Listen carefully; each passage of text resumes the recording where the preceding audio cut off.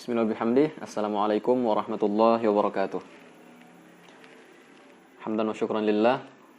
Allahumma salli ala sayyidina Muhammad wa ala ali sayyidina Muhammad. Selamat datang kepada anggota-anggota Al-Abrar Center. Kali ini sesuai jadwal yang sudah kita sepakati pada minggu lalu, kita akan membahas mengenai pengantar makalah. Nah, sesuai kesepakatan kan kita akan pada 1 tahun ke depan kita akan mengkaji makalah kan. Nah, sebelum mengkaji makalah, sekarang kita akan mengetahui dulu nih gimana apa itu makalah, bagaimana kriterianya, bagaimana menulis footnote dan lain sebagainya.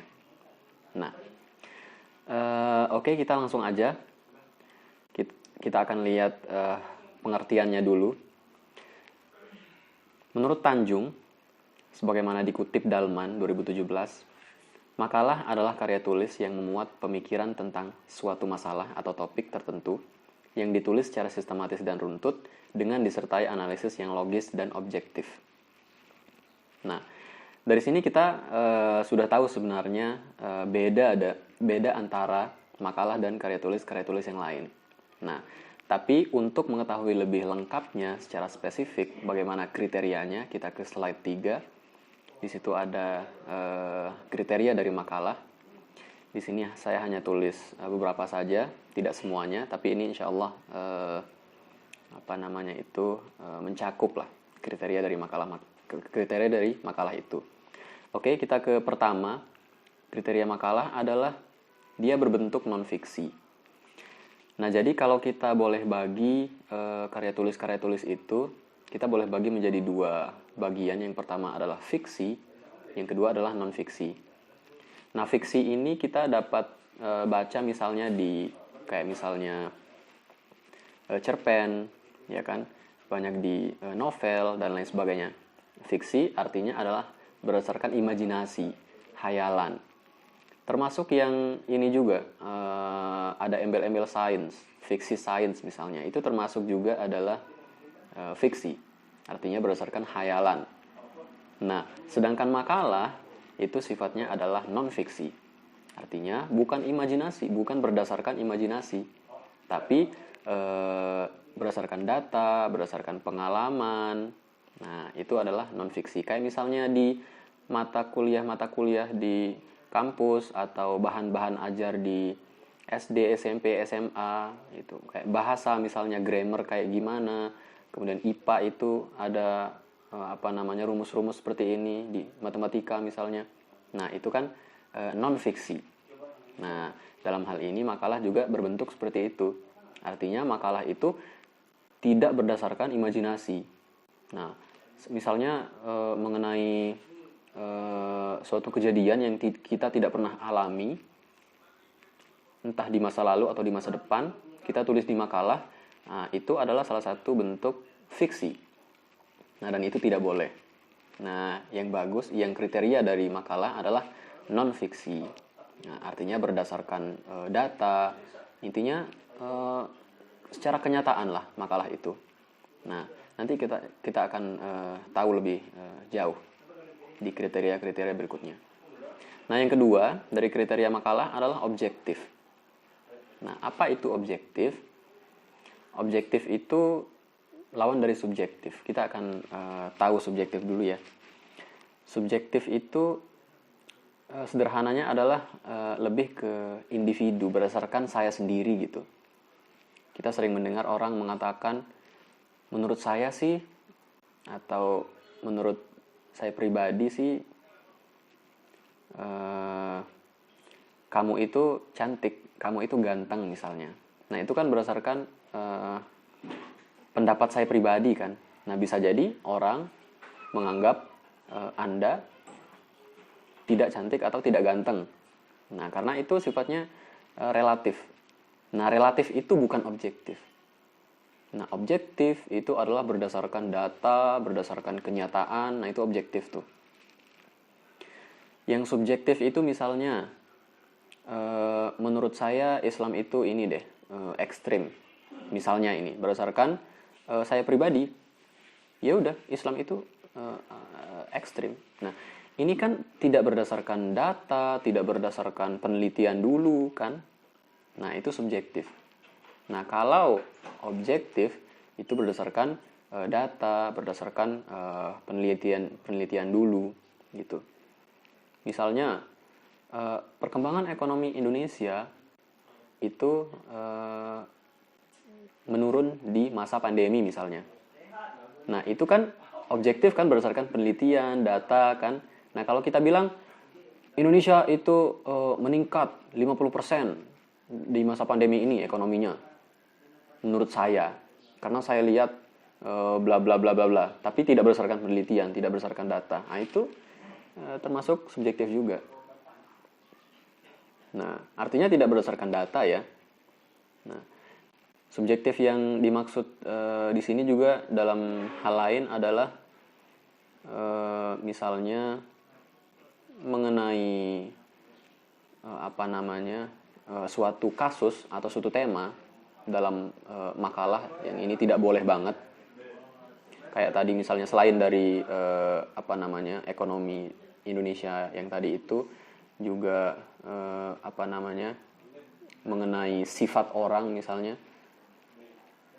Menurut saya pribadi dia itu baik deh. Nah, ini kan subjektif kan berdasarkan saya sendiri gitu. Orang lain bisa aja menganggap dia tidak baik dan lain sebagainya. Nah, makalah kalau kita langsung nulis makalah ya. Nah, objektif yang dimaksud itu adalah saya tidak boleh mengatakan apa yang tidak sesuai dengan data dan kenyataan.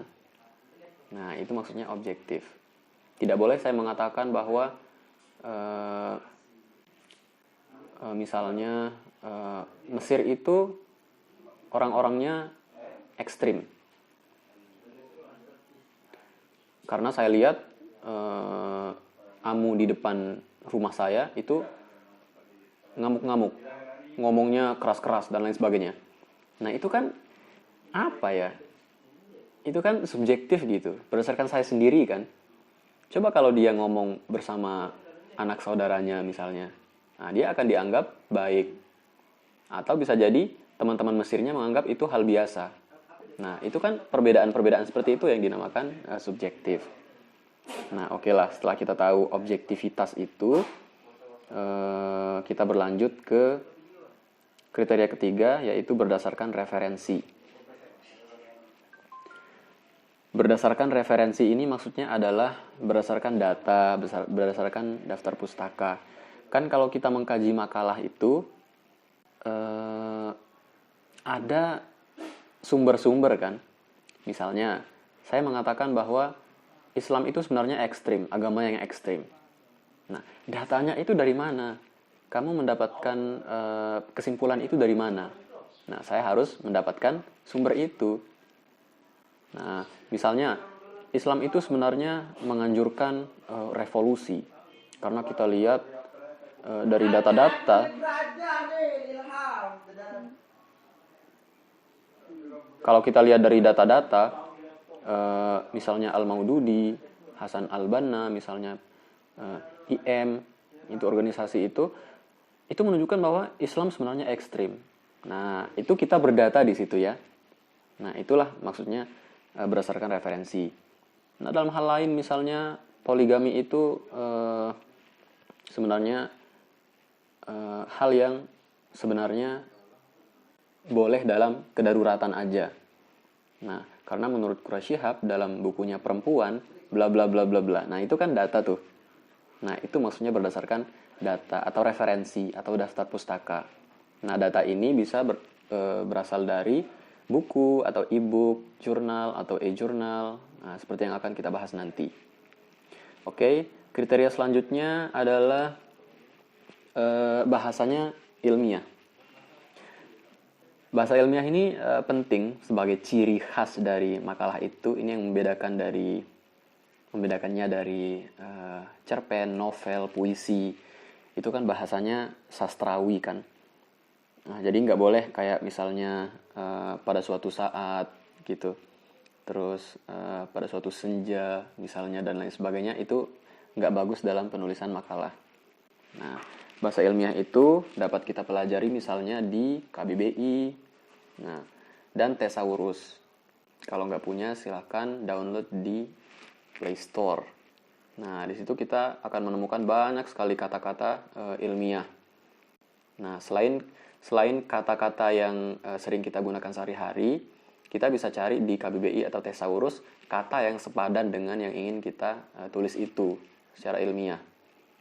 Nah, misalnya kata-kata secara langsung itu kan biasa kan, tapi ada kata lain dari secara langsung itu, yaitu explicit. Secara eksplisit, secara implisit misalnya. Nah, ada lagi misalnya ada rekonsiliasi, kata yang sepadan dengan damai. Ayo kita damai, itu kan biasa. Nah, boleh kita menggunakan bahasa yang lain yang ilmiah, yaitu rekonsiliasi. Itu kita akan dapat di KBBI dan Thesaurus. Oke, kata-kata lain yang juga sejenis dengan itu kita bisa cari di KBBI. Nah, dengan itu kita sebenarnya dituntut untuk membaca banyak sebenarnya buku, jurnal, makalah, agar kita bisa menemukan banyak kata-kata yang sering digunakan memang dalam makalah. Oke. Secara langsung dan tidak langsung itu kita tadi udah implicit, explicit itu. Nah, selanjutnya adalah kriteria makalah, jumlah halaman rata-ratanya 10 sampai 30. Nah, ada memang ada yang kurang, ada yang lebih juga, tapi biasanya makalah terdiri dari 10 sampai 30 halaman. Nah, ini biasanya. Nah, kalau kita di Al-Abror ini nanti sesuai dengan kesepakatan nanti, entah itu 10 atau 15 dan lain sebagainya. Oke, kita udah selesai mengenai kriteria, kita berlanjut ke struktur makalah. Nah, makalah itu memiliki struktur seperti karya tulis yang lain sebenarnya.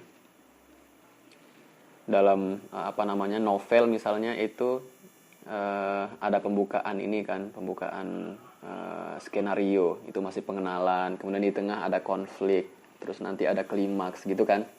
Nah, kalau struktur makalah itu memiliki struktur yang ditulis secara jelas. Di situ ada pendahuluan, isi, dan penutup. Nah, kita baca pendahuluan mengenai masalah yang akan dibahas dalam makalah secara general. Nah, itu isinya. Nah, jadi apa isi makalah kita sebenarnya itu akan dijelaskan di pendahuluan secara general. Jangan langsung menulis kesimpulan di situ. Nah, itu terlalu tergesa-gesa. Nah, secara general aja. Kemudian harus menarik karena akan menjadi yang pertama untuk dibaca. Nah, ini penting. Ini adalah bisa-bisanya kita gitu ya. Kita harus berusaha untuk membuatnya semenarik mungkin agar menarik dan bisa dibaca lebih lanjut oleh para pembaca. Yang kedua, struktur makalah adalah isi. Mengenai tema makalah yang akan dipaparkan secara spesifik dan komprehensif. Nah, di isi inilah kita akan menulis isi makalah kita. Isi berarti isi makalah. Kita setelah meneliti mengenai referensi-referensi yang sudah kita baca, sudah kita kaji, itu kita taruh di isi. Semuanya itu. Oke, secara spesifik dan komprehensif. Jangan terlalu melebar kemana-mana. Oke. Harus menjawab rumusan masalah dari makalah. Inti dari makalah. Nah, jadi kita menulis di makalah itu misalnya kalau kita membuat kerangka makalah, kita pasti ada rumusan masalah nih. Misalnya poligami. Apa itu poligami sebenarnya dan bagaimana sejarahnya? Nah, itu poin pertama ya. Nah, itu rumusan masalahnya. Kemudian rumusan masalah kedua, bagaimana sebenarnya perkembangan poligami di Islam? Nah, poin ketiga, bagaimana pendapat ulama-ulama kontemporer mengenai poligami. Nah, itu kan penting banget kan, itu rumusan masalah kita. Nah, menjawab rumusan masalah itulah fungsi dari bagian isi ini. Nah, disitulah kita menjawab semuanya dari rumusan masalah itu tadi. Nah, yang terakhir adalah penutup, menyimpulkan makalah secara singkat dan tidak berbelit-belit. Nah, penutup ini adalah kesimpulan dari isi makalah kita itu, dan tidak boleh berbelit-belit. Nah, karena kita sudah bahas di pendahuluan, kita juga udah bahas secara spesifik di isi, maka nggak boleh terlalu berbelit-belit dalam penutup dan kesimpulan ini. Oke, selanjutnya kita akan ke referensi atau bibliografi atau daftar pustaka. Nah, ini biasanya berada di halaman akhir makalah ya. Kita baca, karena makalah adalah kajian ilmiah tematik yang berdasarkan referensi, maka penulis wajib mencantumkan daftar buku, majalah, jurnal, artikel internet, dan sumber-sumber lain yang menjadi referensi dalam penulisan makalah tersebut. Nah, jadi fungsi referensi ini sebenarnya adalah untuk memberikan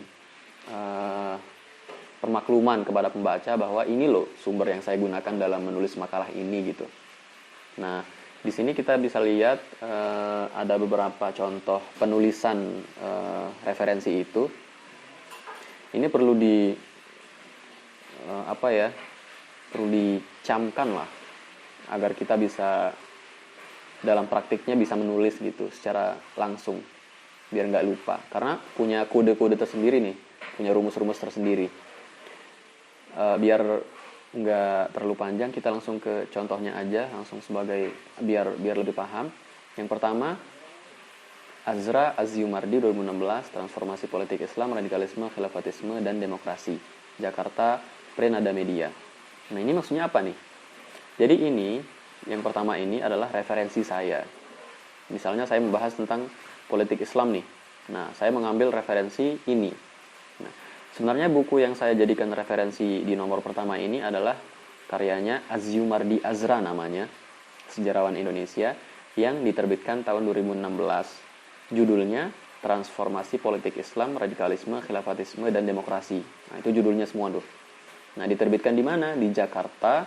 Penerbitnya mana? Yaitu Prenada Media.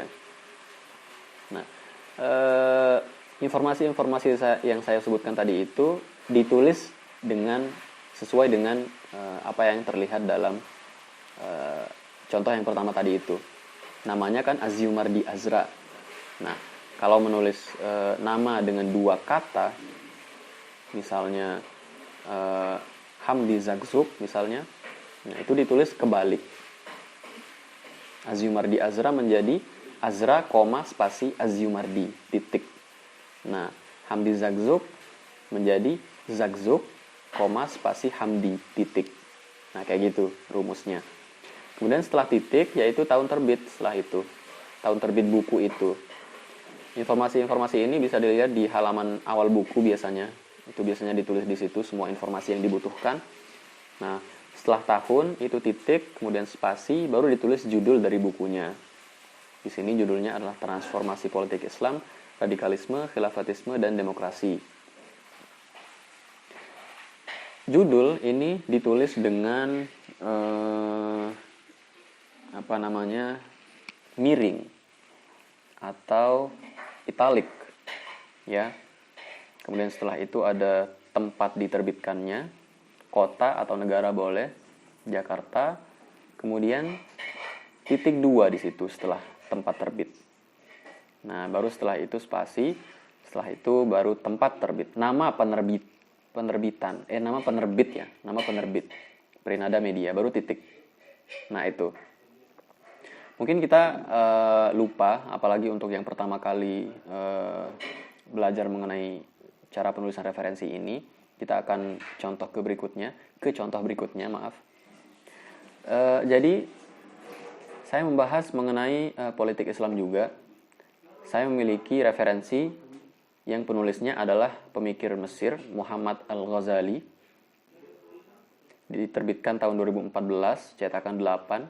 Judulnya adalah Al-Islam wal Manahij Al-Ishtirakiyah. Nah, diterbitkannya di mana? Di Giza. Penerbitnya mana? Dar Nahdhah Misr. Nah, penulisannya tetap seperti yang semula tadi itu. Namanya Muhammad Al-Ghazali, diubah menjadi dibalik ya. Al-Ghazali, spasi Muhammad. Nah, baru titik. Diterbitkan 2014 sesuai dengan yang di atas. Tahun terbitnya setelah nama. Lalu setelah nama diterbitkannya tahun terbit setelah nama. Nah, jadi nama baru tahun terbit, baru setelah itu judul, baru kalau ada cetakan penting atau jilid bisa ditulis di situ, titik, baru tempat penerbitan. Yaitu di Giza, baru titik 2, baru tempat penerbit. Penerbitnya mana? Nama penerbitnya. Nah, di sini Dar Nahdhah Misr. Nah, ini kan dua nama ya, dua kata dalam satu nama. Nah, bagaimana kalau lebih dari dua nama, lebih dari dua kata? Seperti misalnya Muhammad Husnul Hawari. Itu kan 3 kan?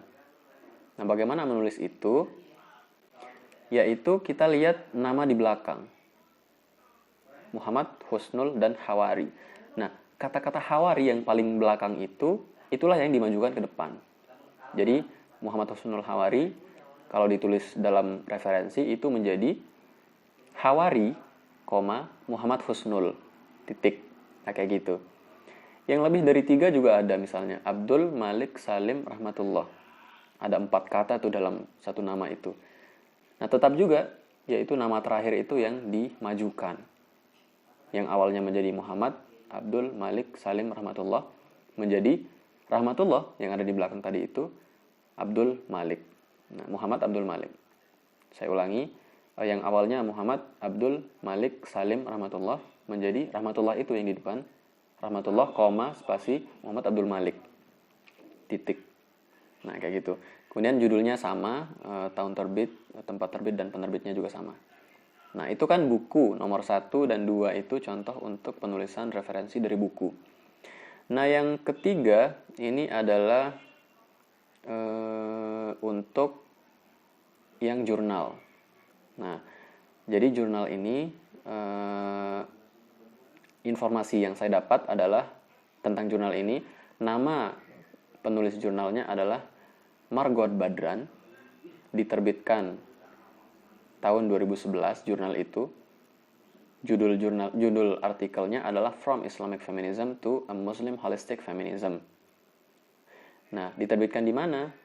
Atau di mana tulisan itu dipublish, ditempatkan? Bisa kan di jurnal, bisa di di koran, bisa di majalah dan lain sebagainya. Dan ini diterbitkan di Bulletin, namanya IDS Bulletin, nomor 1 Januari 2011. Nah, jadi cara menulis jurnal atau majalah itu ternyata berbeda dengan buku. Nah, kita lihat perbedaannya di mana, yaitu cara penulisan judul. Judul artikelnya atau judul buku. Kalau judul buku kan kita harus nulis judul buku secara biasa, kemudian dimiringkan kan. Nah, kalau di jurnal atau majalah, itu cara menulisnya adalah judul, nggak perlu dimiringin, tapi pakai tanda petik. Nah, kayak seperti yang dilihat di situ. Nah, baru setelah itu koma, ternyata bukan titik. Baru nama penerbitnya. Atau tulisan itu diterbitkan di mana, ditaruh di mana. Nah, namanya. Misalnya jurnalnya namanya Studia Islamika, maka ditulis di situ. Studia Islamika, jurnal, nama jurnal itu di UIN Jakarta. Nah, dengan miring.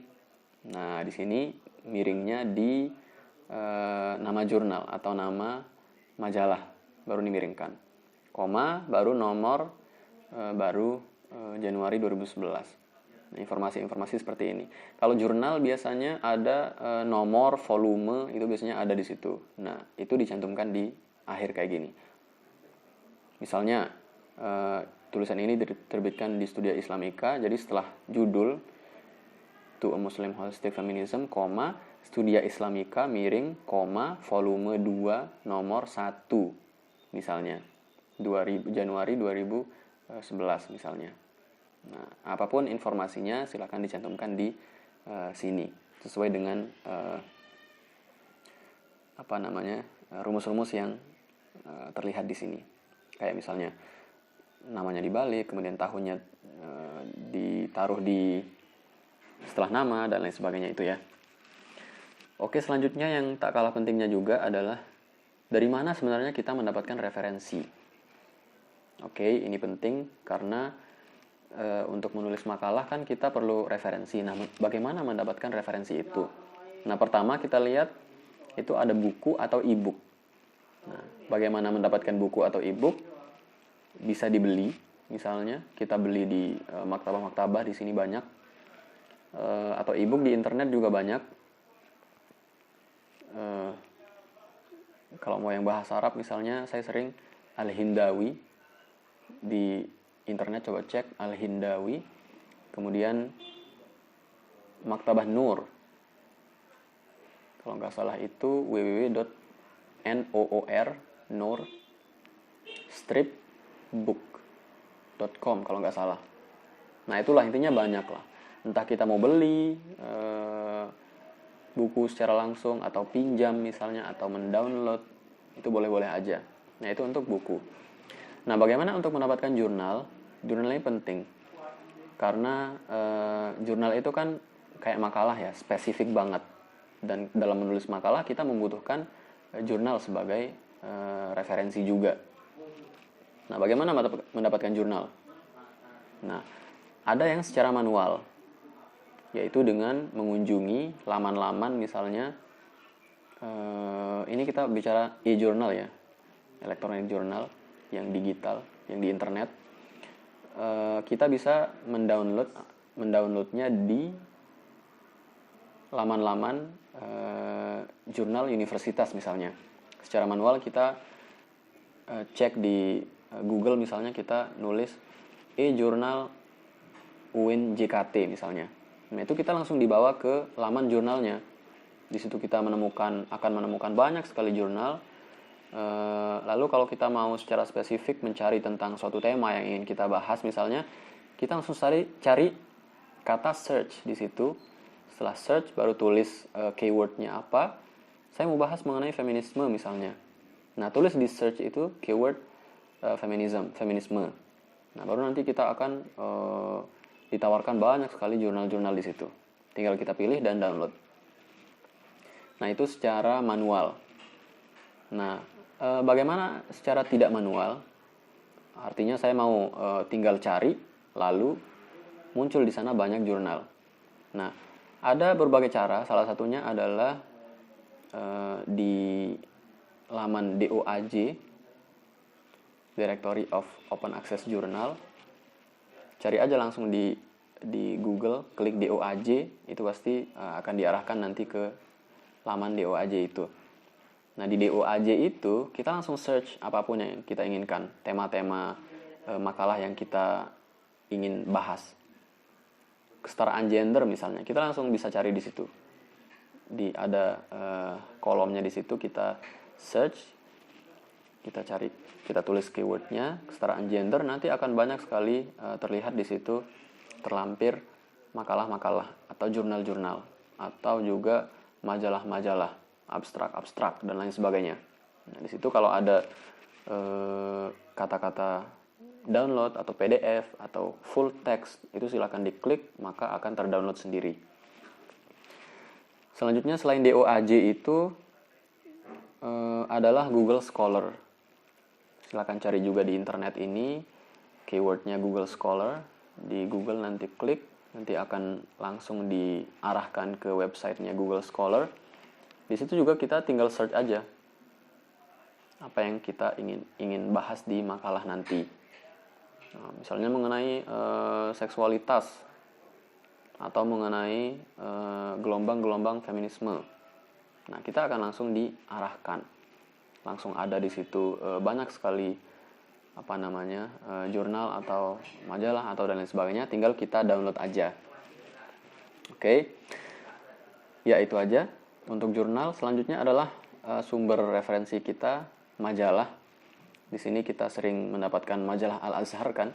Di situ banyak sekali penulis-penulis yang udah wafat maupun yang masih hidup yang dapat kita baca dan jadikan referensi dalam menulis makalah. Selanjutnya adalah internet. Di internet juga kita bisa mendapatkan banyak sekali sumber. Entah itu sumber yang yang memang berkualitas atau tidak. Nah, sangat disarankan untuk menulis internet, untuk mendapatkan sumber di internet, itu mengambil sumber-sumber yang kredibel atau yang yang tidak abal-abal ya, yang tidak kira-kira akan menimbulkan hoax dan lain sebagainya. Nah, misalnya kita bisa website-website seperti Komnas Perempuan, Jurnal Perempuan, itu misalnya magdalene.co.id, itu kan penting sekali kan. Itu memang website-website untuk perempuan. Dan kita bisa bahas banyak di situ, nyari banyak. Yang misalnya yang ada blogspotnya atau wordpressnya itu masih kira-kira jangan lah gitu untuk menaruhnya di makalah. Nah, kayak misalnya berita itu kan ada platform-platform yang nasional yang dapat dipercaya, misalnya kayak kompas.com misalnya, atau detik.com atau dan lain sebagainya. Nah, itu boleh kita ambil sebagai referensi berita. Nah, dalam referensi kasus atau isu-isu kontemporer dan lain sebagainya, itu juga bisa dicari di internet asalkan kredibel. Oke. Dan terakhir kita dapat menggunakan wawancara sebagai sumber referensi. Bisa juga di dosen-dosen di kuliah atau juga workshop di dimanapun berada lah, intinya ada syekh kita di situ, ada Syekh Azhar. Kita bisa ringkas, kita bisa tulis dan kemudian bisa kita cantumkan di makalah. Oke, itu aja dulu untuk part 1. Nanti akan dibahas untuk part 2 lebih lanjut mengenai bagaimana mendapatkan referensi. Kita udah bahas tadi, mohon maaf, yaitu mengenai catatan kaki. Jadi kita udah bahas tadi banyak sekali, dari pengertian, kriteria, struktur, referensi, sampai dari mana kita mendapatkan referensi. Nah, nanti part 2 kita akan bahas mengenai footnote atau catatan kaki dan bagaimana mengasah kemampuan menulis makalah. Oke, itu aja dulu. Terima kasih atas perhatian teman-teman semua. Wassalamualaikum warahmatullahi wabarakatuh.